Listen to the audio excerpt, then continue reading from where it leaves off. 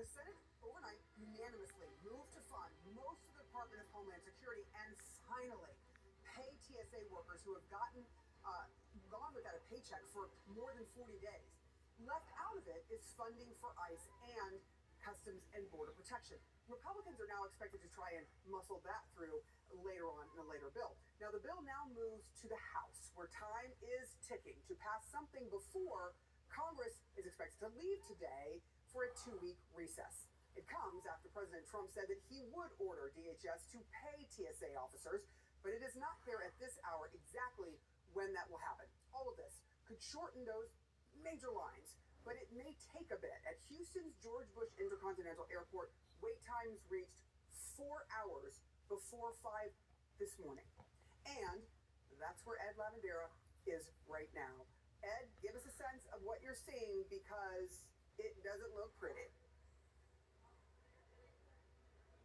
No, it's another nightmarish day here at George Bush Intercontinental Airport if you were a traveler trying to make your way through. And it's so difficult to really kind of show you the scope of how many people and how long these lines are. We are on the top part of Terminal E. The people you see standing behind me are a good hour and a half from the front of the line. If you look down below into the floor below us, this is usually the baggage claim area, and they've created these makeshift lines so that people can. Some of the end of this line is down there somewhere. Actually, it's right underneath the ceiling here, but it's just so massive. And all of those people down here eventually, Sarah, pop up out of an escalator over there. And then once you think you're close, oh, no. You have to go outside and wind your way through about 8 lines that have been created in a passenger drop-off area outside the terminal so that you can come back into this area and then wind your way around.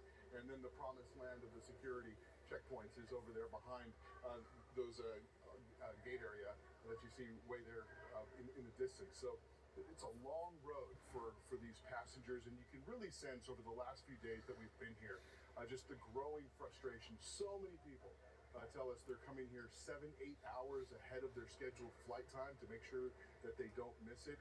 It's just eating up so much time, so much brain power as you're trying to figure out what's the best way to navigate the airport here at this time. And if things don't change quickly and dramatically, this is going to be a very long weekend, because it's a very busy weekend here in Houston with Final Four games, March Madness games, and there's also other events going on.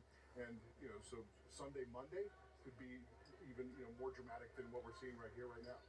Yeah, I take dozens and dozens of flights every single year, and you know what I'm not doing this weekend because of your reporting and Ryan's reporting? Not flying. That looks miserable, Ed Lavandera. Thank you for your reporting. You're keeping me happy, but these poor people who have to stand in these lines, what a mess. Appreciate it. Erica? I will be flying this weekend, Sarah. I will give you a full report and let you know if I make it there or not. We'll be in touch. Joining me now, Democratic Congressman Jimmy Gomez of California. He serves on House Intelligence and also on the Ways and Means Committee. Congressman, good to have you with us this morning. So the Senate vote passing, right, unanimously in the wee hours. Do you have any information this morning on the timing of a House vote? No, what's one of the strangest things, I haven't heard anything from House leadership on this. I haven't even seen it on Twitter or in the press about what the plans are with this bill, what they're going to do. Are they going to try to do unanimous consent so they don't need any votes? That probably won't happen. Are they going to try to pass a rule today? So we're kind of in the dark on what the House majority, the Republicans, are going to do. We haven't heard from Democratic leadership either, so we're still waiting to hear what the next steps are going to be. Well, please let us know if you do hear anything, because we were trying to get that answer as well. Where would you stand at this point, based on what we saw in the Senate? How would you vote? I'm going to talk to my constituents, but one of my biggest concerns is that there's no restriction on ICE and CBP. These are rogue agents for the administration that have been sent to my district in downtown LA that have violated people's rights based on just what they look like, the accent that they have, as well as the jobs that they do. So my concerns are still along those lines. I haven't made a final decision, but I'll probably end up voting no. But my district isn't like everybody else's district. My district represents a cross-section of every background in the country. And they've been at the back, they've had the boot of a lot of these CBP agents, but also Department of Homeland Security agents as well. So this is not just those two agencies, but I think a lot of my colleagues will end up voting for this if the bill comes to the floor. So you said you're walking us through a scenario where you would be a no. If you did vote no, what would your message then be to not only the TSA workers who are showing up not getting paid, but also Americans across the country who are looking at these long lines, many of them traveling for work, some for pleasure, but just trying to get where they need to go? I have a constituent in my district who was picked up by ICE, who was in the Adelanto Detention Center and passed away. What do I tell his family that I ended up continuing to support and fund an agency that has caused one of their loved ones to perish in custody? This is something that we've seen time and time again.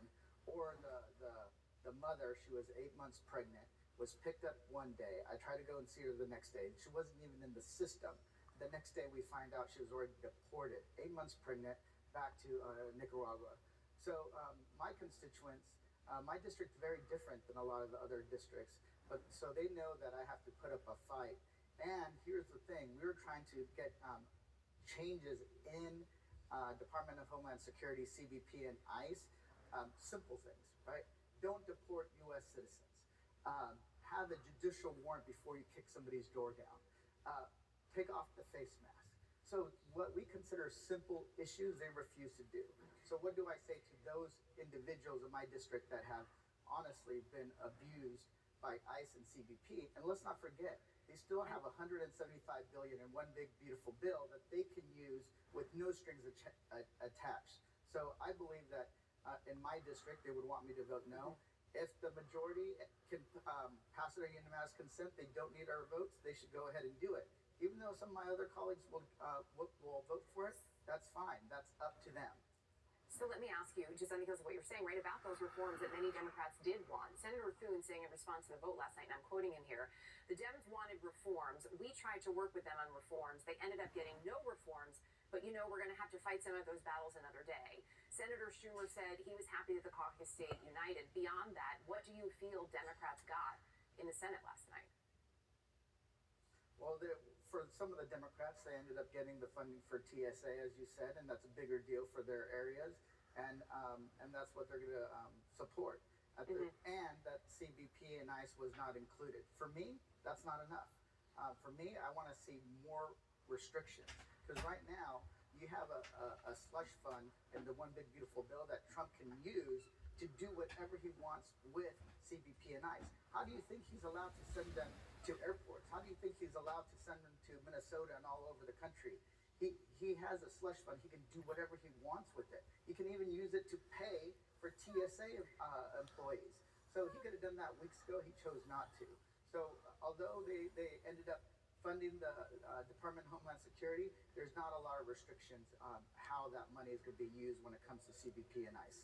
Congressman, very quickly, I only have time for a yes or no, but Democratic Representative Sheila McCormick went before the House Ethics Committee, of course, on Thursday. This is about allegations that she stole millions in federal disaster funds, used it for her campaign in 2021. Should she step aside? If the Ethics Committee found that she violated the rules of the House, she should definitely step aside. Okay. Congressman Jimmy Gomez, appreciate your time this morning. Thank you. An explosive device planted near U.S. military